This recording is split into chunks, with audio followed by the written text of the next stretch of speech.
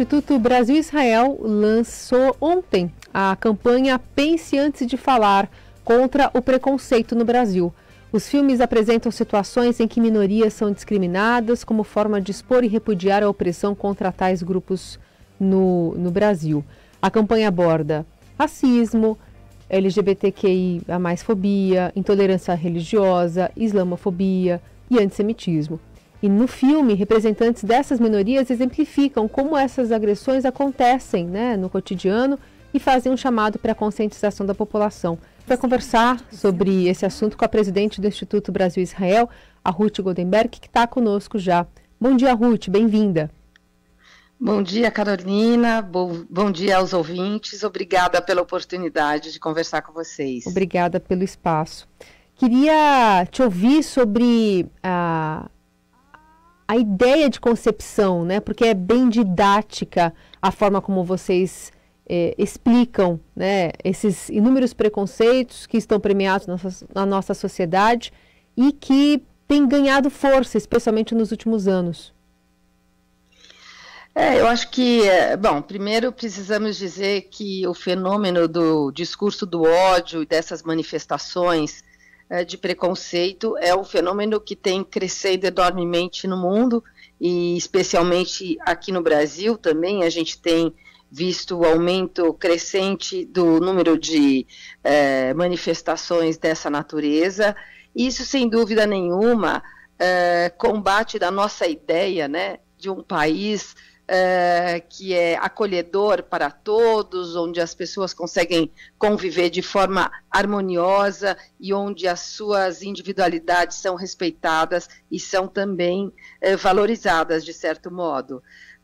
Ao perceber essa manifestação, certamente o Instituto Brasil-Israel, uma entidade que existe há 6 anos e tem como objetivo qualificar o debate sobre os temas ligados a algumas minorias, a própria relação de Israel com o mundo, se viu aí, junto com seus parceiros, no desafio grande de levar uma mensagem de forma simples, de forma direta e objetiva, no sentido de combater essas manifestações preconceituosas que muitas vezes elas vêm de desconhecimento sobre o assunto, não é?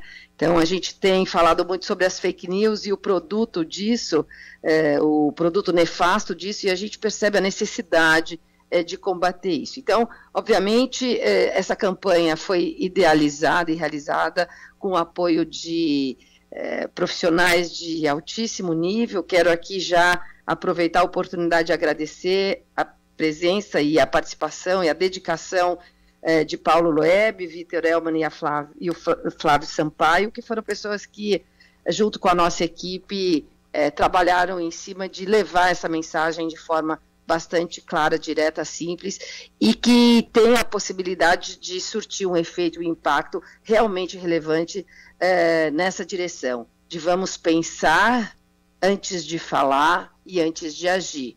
Vamos analisar. Existe muita complexidade, obviamente, existem manifestações que têm caráter cultural, histórico, e que somente a educação, somente a informação são capazes de combater. Você menciona, que são os últimos anos que a gente tem visto alguns dados que, enfim, tínhamos a expectativa de estarem melhores em relação a intolerância religiosa, em relação ao preconceito racial, em relação à convivência, e ao mesmo tempo a gente passou por algumas eleições que demonstraram, e a gente está vendo também nesse governo, uma cisão em que existe uma polarização, o país está dividido em dois lados, e isso não se repercute apenas na política. A gente tem diversas camadas da sociedade que esse comportamento tem se reproduzido.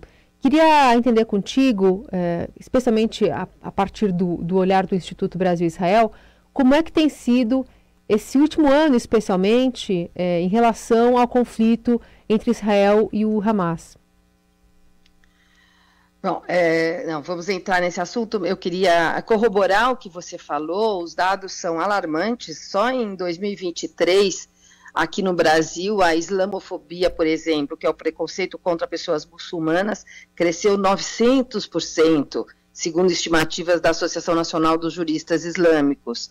Em contrapartida, o racismo também teve uma elevação de 67% no número de casos em 2022, com os dados do Anuário Brasileiro de Segurança Pública, e o ódio aos judeus, o chamado antissemitismo, aumentou 1000% ao longo desse último ano, como mostra um levantamento feito pela Confederação Israelita do Brasil.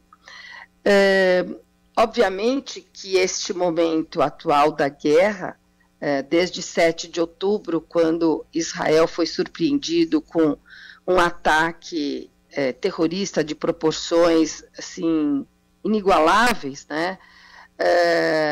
Onde a gente vê o país ainda bastante abalado, com as dores, os sofrimentos, e essa expectativa de ainda ter a possibilidade de ver os reféns que estão lá sequestrados, com vida, em condições de tocar o seu futuro, a despeito de toda essa dor que a gente tem visto e de todo o efeito subsequente, né, em relação ao que Israel tem feito na região de Gaza, e obviamente aqui eu presto, em nome do Instituto Brasil-Israel, a minha solidariedade a todas as vítimas inocentes dessas manifestações. O que tem acontecido em Israel e Gaza é um fenômeno que tem ganhado proporções enormes mundo afora, né? Nunca uma situação como essa que tem acontecido, que tem um caráter inicialmente regional e local, ganhou proporções internacionais dessa natureza e que tem dividido o mundo. As opiniões, em geral, elas são bastante maniqueístas, elas são opiniões que muitas vezes até não trabalham o contexto e a complexidade que é necessária de se ter em relação a este conflito, a essa situação. Então, o que a gente vê em termos de polarização e de divisões, que é um fenômeno mundial, não é? Junto com o crescimento e fortalecimento dos extremismos e até do islamismo, vamos dizer, e dos radicalismos também, no caso de Israel, né, no Estado de Israel, o que a gente vê é consequência, obviamente, dessas manifestações dos extremos, né, de polarizações, de rompimentos, e muitas vezes o que tem acontecido é que as discussões, às vezes, em espaços sociais, acabam ganhando uma pouca seriedade, não é? Porque as pessoas não conhecem o assunto, não se aprofundam, e, como sempre, acabam escolhendo um lado. É como um jogo fla-flu. Então, se eu sou a favor desse, significa que eu sou contra daquele, sem olhar todas as nuances que existem, né, de um conflito regional que acontece há décadas, né, e que tem inúmeras razões de existir, e que, infelizmente, todas as manifestações, os movimentos e as iniciativas de busca de um caminho pacífico, do diálogo, não surtiram efeito até esse momento.